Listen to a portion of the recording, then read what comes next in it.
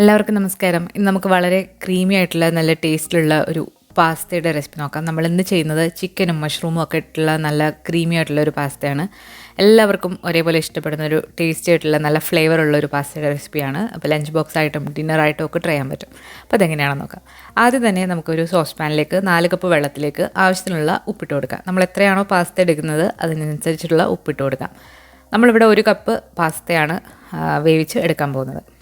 വെള്ളം ഇനി ചെറുതീയിലിട്ട് നന്നായിട്ട് തിളപ്പിച്ചെടുക്കണം. അതിന് മുൻപായിട്ട് പാസ്ത ഒന്നിലൊന്നിൽ തൊടാതെ വരാനായിട്ട് 1 ടീസ്പൂൺ ഓയിൽ ചേർത്ത് കൊടുക്കാം.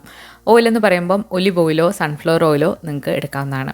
അപ്പോൾ നന്നായിട്ട് തിളച്ച് വന്നിട്ടുണ്ട്. ഈ പാസ്ത വേവാനായിട്ട് 10 മിനിറ്റാണ് എടുത്തിട്ടുള്ളത്. ഓരോ പാസ്തയുടെ പാക്കറ്റിലും അതിൻ്റെ കുക്കിംഗ് ടൈം പറഞ്ഞിട്ടുണ്ടാവും. അപ്പോൾ അത് അനുസരിച്ചിട്ട് നിങ്ങൾ നോക്കുക. അപ്പോൾ നമുക്ക് ഇടയ്ക്ക് ഇങ്ങനെ ചെക്ക് ചെയ്ത് നോക്കാം. നന്നായിട്ട് വെന്തിട്ട് മാത്രം ഇത് വെള്ളം ഊറ്റിയെടുക്കാം.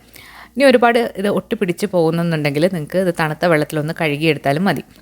ഇനി ഒരു പാൻ ചൂടായി വന്നപ്പോഴത്തേക്ക് അതിലേക്ക് നമ്മൾ ഒലിവ് ഓയിലാണ് ഒഴിച്ചു കൊടുക്കുന്നത്. ഒലിവ് ഓയിൽ തന്നെ വേണമെന്നില്ല.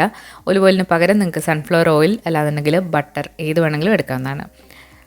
1-2 ടീസ്പൂൺ ഓയിൽ ഒഴിച്ചു കൊടുക്കുക. ഓയിൽ നന്നായി ചൂടായി വന്നിട്ടുണ്ട്. ഇനി ഇതിലേക്ക് നമുക്ക് ചിക്കൻ്റെ കഷ്ണങ്ങൾ ഇട്ട് കൊടുക്കുക.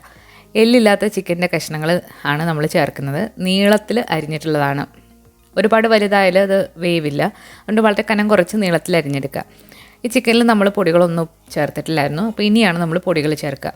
ഇതിലേക്ക് എരിവിനാവശ്യമായിട്ടുള്ള കുരുമുളക് പൊടി, നമ്മളിവിടെ വൈറ്റ് പെപ്പർ പൗഡറാണ് എടുത്തിരിക്കുന്നത്. ഇനി ഇത് കൂടാതെ നിങ്ങൾക്ക് വേണമെന്നുണ്ടെങ്കിൽ മുളക് പൊടി ചേർക്കാം, നിങ്ങളുടെ എരിവിനനുസരിച്ചിട്ട്. നമ്മളിവിടെ ഇതുപോലെ സ്മോക്ക്ഡ് പാപ്രിക്കയാണ് ചേർക്കുന്നത്. ഇത് ക്യാപ്സിക്കം ഒന്ന് സ്മോക്ക് ചെയ്ത് ഉണക്കി പൊടിച്ചതാണ്. ഇങ്ങനെ വാങ്ങിക്കാനായിട്ട് കിട്ടും. നല്ലൊരു സ്മോക്കി ഫ്ലേവറാണ് ഇത് ചേർത്ത് കൊടുക്കുമ്പോൾ. വളരെ കുറച്ച് ചേർക്കാം. ഇനി ഈ ചിക്കൻ നന്നായിട്ട് വേവുന്ന വരെ ചെറുതീയിലിട്ട് നന്നായിട്ട് ഇളക്കി ഒന്ന് കുക്ക് ചെയ്തെടുക്കാം.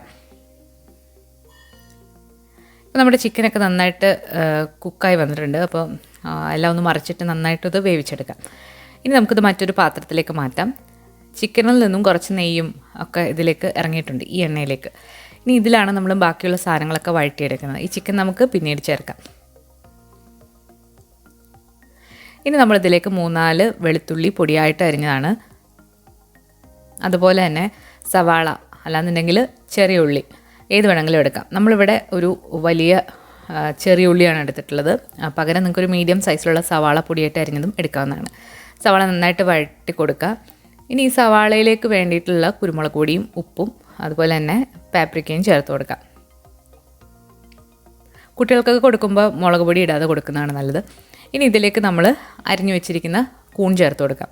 ഏത് ടൈപ്പിലുള്ള കൂൺ വേണമെങ്കിലും നിങ്ങൾക്ക് എടുക്കാവുന്നതാണ്. ബട്ടൺ മഷ്റൂം അല്ലാന്നുണ്ടെങ്കിൽ ഓയിസ്റ്റർ. ഞാനിപ്പോൾ ഓയിസ്റ്റർ മഷ്റൂമാണ് ചേർത്തിട്ടുള്ളത്. അപ്പോൾ അത് ചേർത്തിട്ട് ഉപ്പും കൂടെ ചേർത്ത് ഇത് നന്നായിട്ടൊന്ന് കുക്ക് ചെയ്തെടുക്കാം. ഇപ്പോൾ മഷ്റൂമൊക്കെ നന്നായിട്ട് വേവിച്ച് എടുത്തിട്ടുണ്ട്. ഇനി ഇതിലേക്ക് നമ്മൾ നേരത്തെ വേവിച്ച് വെച്ചിരിക്കുന്ന ചിക്കൻ്റെ കഷ്ണങ്ങൾ കൂടി ഇട്ട് നന്നായിട്ടൊന്ന് മിക്സ് ചെയ്തെടുക്കുക. ഇനി നമ്മളിതിലേക്ക് ഒരു ക്രീമി ടെക്സ്ചറിന് വേണ്ടിയിട്ട് നമ്മൾ ചേർക്കുന്നത് ക്രീമാണ്.